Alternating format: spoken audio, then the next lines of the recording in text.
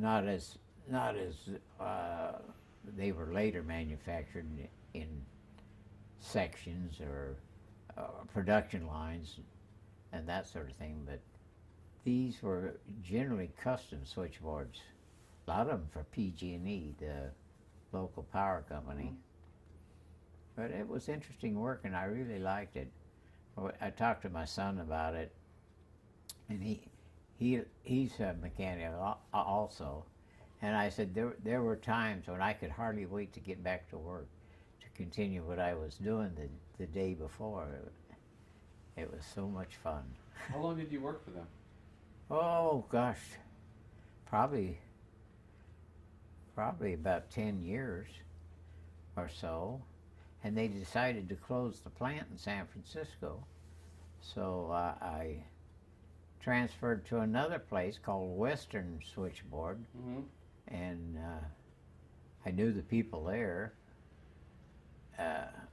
from the first job, and I worked there for about a year, and we had a recession or something, and I was laid off. Well, that doesn't mean fired. That means they didn't have any work, you know, and so I registered with the union, and I think I was off work for about a week, and I got a call to go to a place called Stryco, S-T-R-Y-C-O, Stryco, and it was a small company, about 40 employees, and they built resistance welders. That's to the layman, that's a spot welder, but there are a lot of different kinds of resistance welders. There's, you know, flash welders and butt welders and custom machines. Like one time we made a machine for General Motors that welded a bumper together, all in one at one time. So I generally I didn't do any production work there. It was all custom work, just like the switchboard, practically the same thing. And I stayed there about 20 some odd years, and finally the company was sold to a couple of Harvard graduates who didn't know anything at all about manufacturing or electricity, and so I stayed with them as long as I could, and finally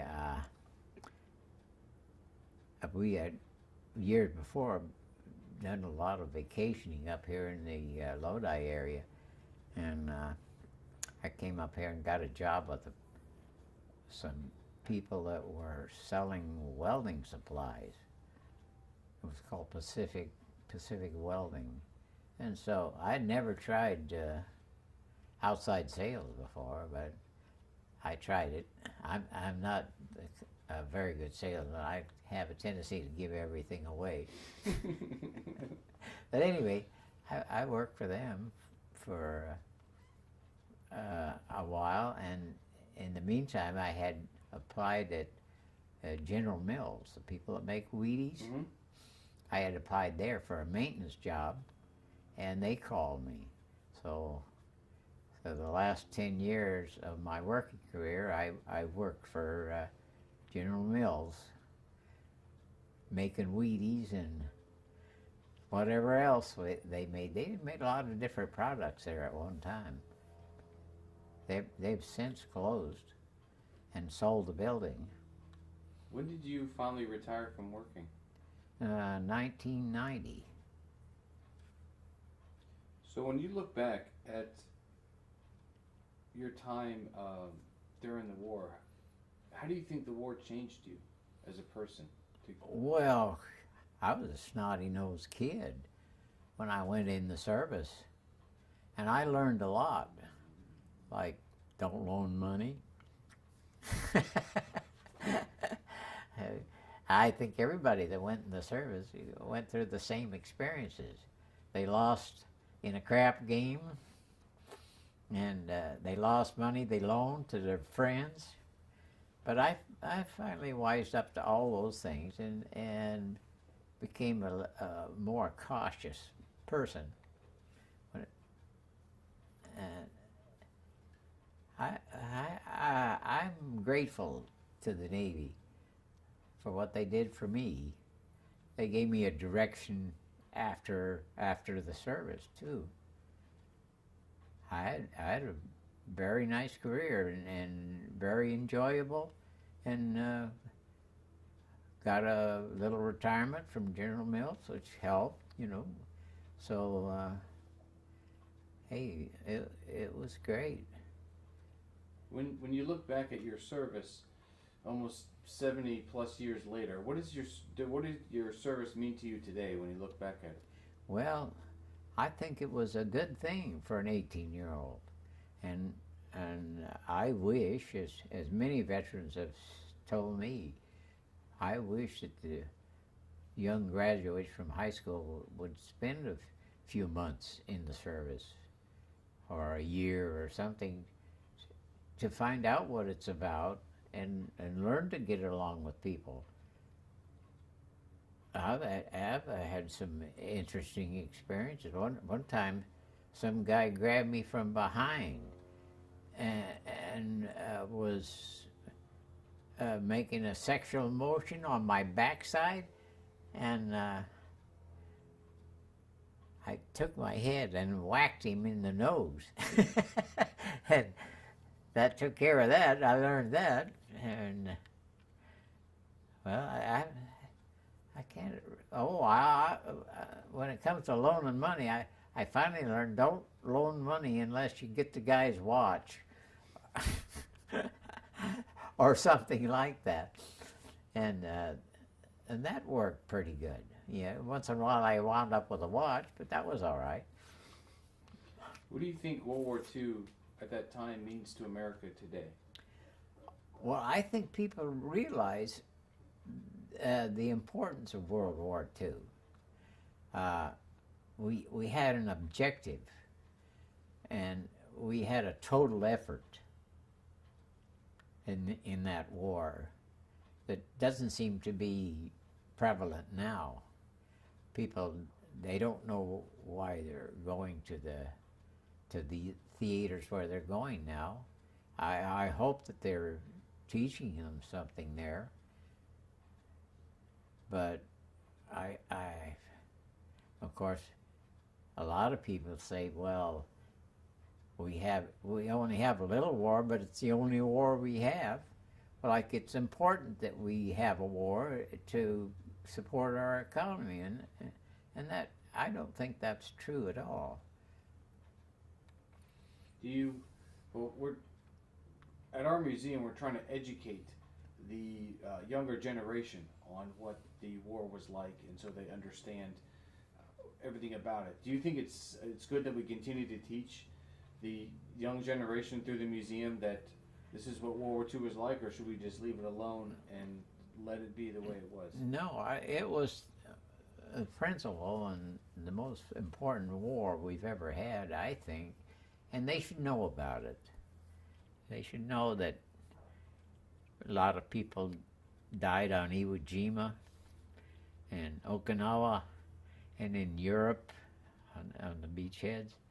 They should know the kind of sacrifices that was suffered, not by me, but the people that did the job.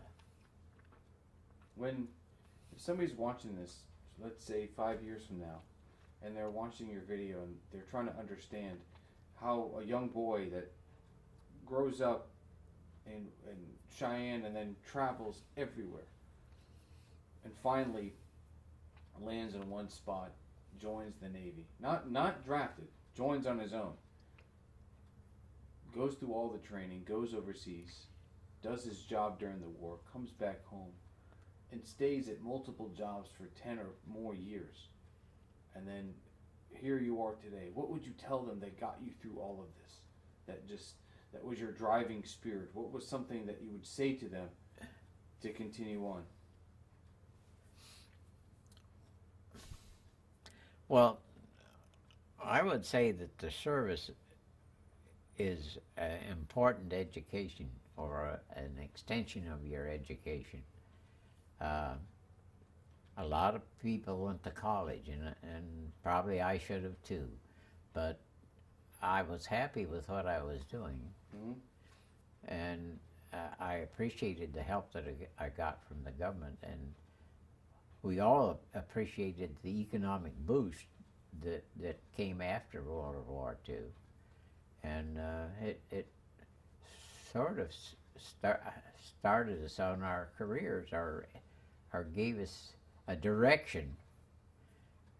A lot of people never followed what they learned in the service, but a lot of them did.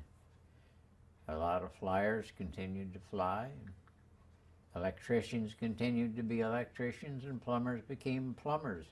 It was a good thing, and I can't say that we could do that again, but I do think that we could extend high school education of maybe for a year, so that they could try different trades, or try home study, or try a lot of different things that they would never do without the service.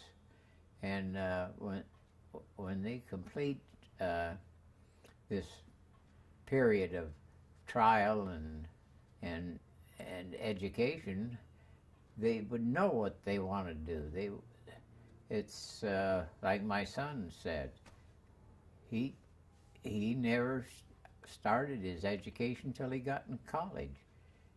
He found out that he didn't really learn everything he needed to know in high school, but when he got in college, he found an interest in other things, like history, that he had ignored before, or grammar. He had never studied grammar seriously, and he finally wound up a well-educated man. Became a teacher, by the way. I have nothing